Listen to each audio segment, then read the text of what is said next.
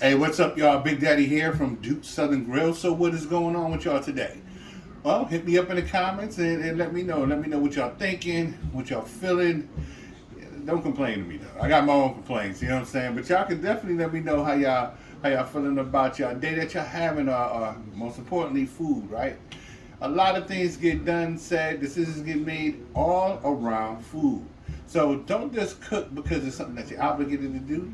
Cook with something in mind. Hey, you and your family got something to talk about that's serious. Make their favorite food. You know what I'm saying?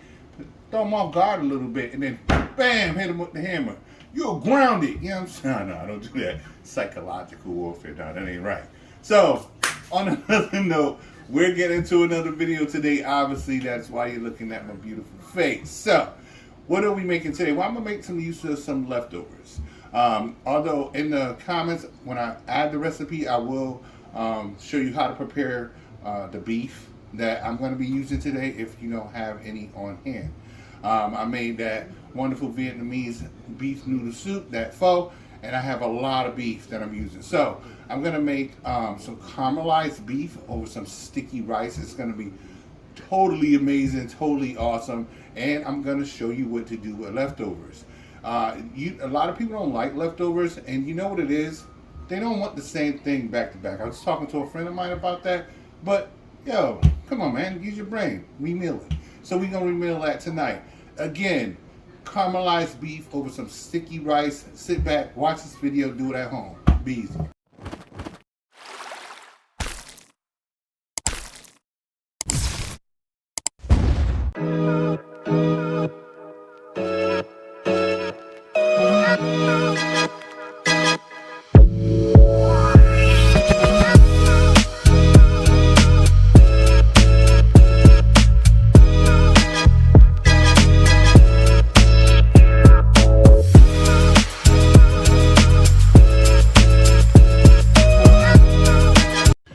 We are back. I have my large skillet heating here.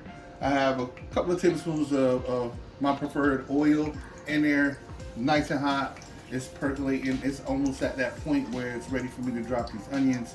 I'm gonna jump the gun on that, but you do really want to wait for that to get nice and hot. Some chefs like to use the word shimmering. Others like to talk about how they can see the smoke come off of it. But chefs like myself, who deal with a visual impairment, that's not gonna work for me, right? So I'm putting my hand over this pan like that. That's hot. I can leave that there for a minute. So I know it's not where I want it yet, but I'm gonna run my mouth for a little bit, and hopefully by the time I, get to where I'm going, it'll be ready. So I just work a little bit slower. I'm using regular white onions as well as red onions today. I'm gonna slice them like that.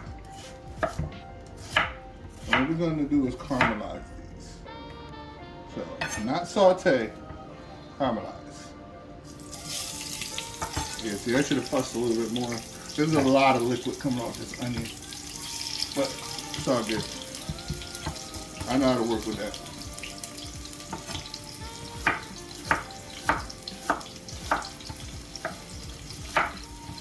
So like I said in the opening clip, this is a good way to use your leftovers. Or you could just decide that you want to get some beef and make it for today. It don't matter either or.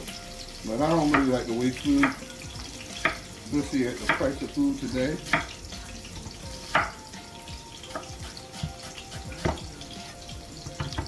Onions got me crying, Sarah. Me too. I'm over here trying to hold it back.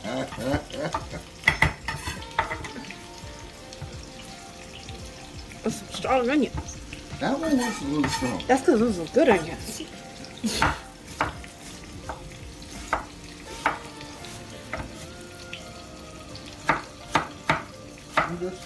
Always be careful when you're cutting. You want flavorful food, not fingers in your food. It's not that serious. Why you calling me out? No, see, I wasn't even doing that. You told on yourself. But all jokes aside, It's really important to make sure that you have a sharp knife when cutting.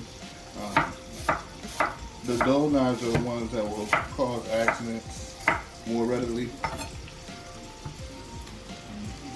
We're almost done cutting up everything.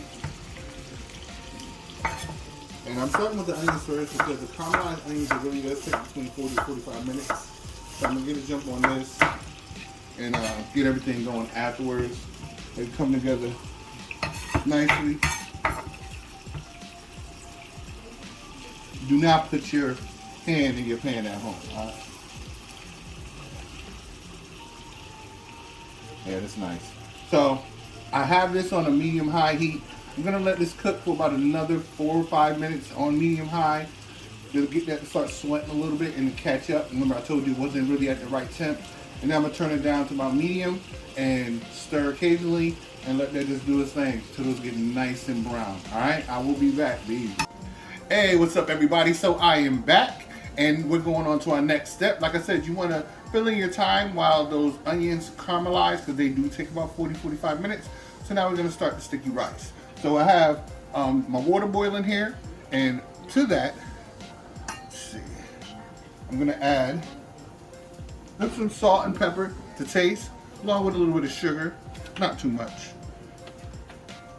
And then to that, I'm gonna add a little bit of fat. I'm just using some butter.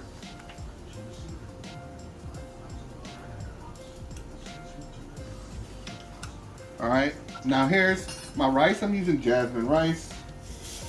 Pour that in there. I don't need to wait for the butter to melt or anything like that. Give that a little bit of stir. Now a little tip to know, well, if you're like me and you have a visual impairment, how I knew that the water was actually boiling, one, I can hear it, and then I'm always going by touch and feel.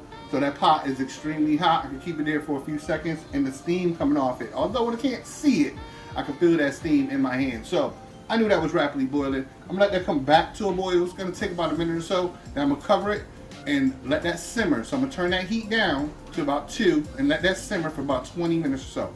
Be back, be easy. All right, we are back. So the rice is done and it is perfect. All right, a little fork just to fluff it a little bit, but it's sticky rice, so it's not supposed to be fluffy. This is exactly what you want. See that right there? Can you see that? I can see that. All right. See how the rice is clumped together? Not to the point where if you made mushy rice, no. That's how a sticky rice is. That's a perfect consistency that you want. So we're gonna get this set aside and move on with the next step. Be easy. All right, everybody, so back to the onions. These are about done, maybe about 10 minutes away from being thoroughly done. You see that color on there? Got it. You got it? Mm-hmm. And you should have said, yeah, I see the color. I'm talking to you, you're a camera person. I thought you were talking to the audience. So now, I want to get me some carrots caramelized up in there. Carrots don't take as long to caramelize. They have way more sugar. So they only really take about 5 minutes or so. So I'm gonna just roughly cut some carrots up in here, give those a toss around and let this finish out together. And then what I'm going to do after that is use some of that that pho that I made and use that to deglaze my pan here before I put the beef in. That sounds great. That sounds amazing. Thanks. Like I said, so few carrots, maybe this size, 3 or so, and I'm gonna just finish roughly cutting these in. I'll be back. Be easy. All right, got the carrots in there. We have the onions in there. Everything's nice and caramelized. It has a nice sweetness to it, and I'm bringing that point out just in case for those who are wondering why I added some, the pepper to the rice. I did make it a little peppery, not super spicy. Just a little peppery because I want everything to have its balance. You have, the sweetness from the caramelized onions and the carrots, as well as I'm using this beef that was made, to make my pho. And that actually had some notes that were a little on the sweet side as well. So we want everything to bring their, what I always say, everybody got to bring their own thing to the party, right? Got to cover your own weight, nothing bland. And we all want it to come together nice. So what I'm going to do is add a little bit of garlic, salt and pepper to taste, with garlic powder. You could have mixed if you wanted to. I cleared that, I feel like mixing the garlic. And I did crank the heat up on this because I wanted some of that caramelization to get a little bit more stickier, bring out that flavor.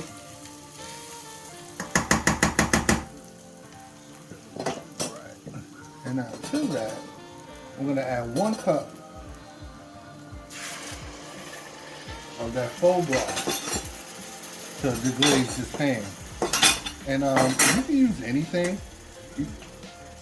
No, that's not true. You want to use like a beef broth or something like that to go along with this dish. I see a lot of people when they have dishes with beef or with pork and they use chicken, although that can work well with a pork kind of dish. You don't really want to do that too much with a beef dish. It's, you know, my personal thoughts on it.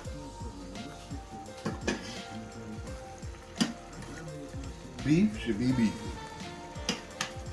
So I'm gonna leave that on high because what I want it to do is to keep boiling to reduce some of that liquid.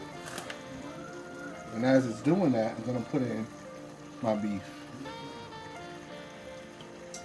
And I work a lot with my hands, 1, because I just like to, and 2, because being visually impaired, I know exactly what I want, how much I want, the feel of what I'm looking for, and all of that by my touch. But I want to say I am real particular when it comes to having clean hands. So make sure when you're cooking for people, you have clean hands.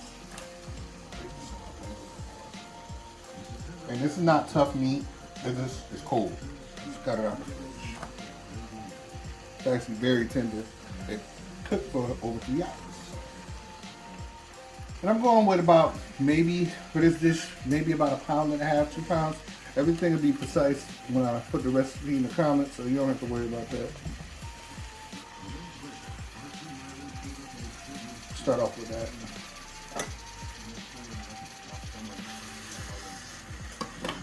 Get that nice. Oh man, I know that looks amazing. It does. Because my mental focus told me it has to look amazing because I'm the one that's throwing it together. No, I'm just playing. But it smells amazing. If you want this to look, to be wet, you want it to have that wet look, you want it to be moist, but you don't want it drowning in juices. That's why I let the heat pop.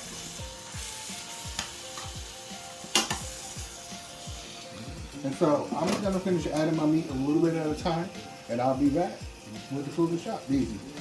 All right, everybody, and there TI is. How does that look? It looks amazing. Looks amazing. Thank you. Remember, y'all have to tell me how it looks, right? So hit me up in the comments and let Big Daddy know how this looks. No, it smells off the chain. So listen, this is something I made because I don't like wasting. However, having leftovers all the time, you know, it can get a little boring. You don't want the same thing on Monday that you just had on Sunday. Well, sometimes you do. Depends on the meal, right? But for the most part, you don't.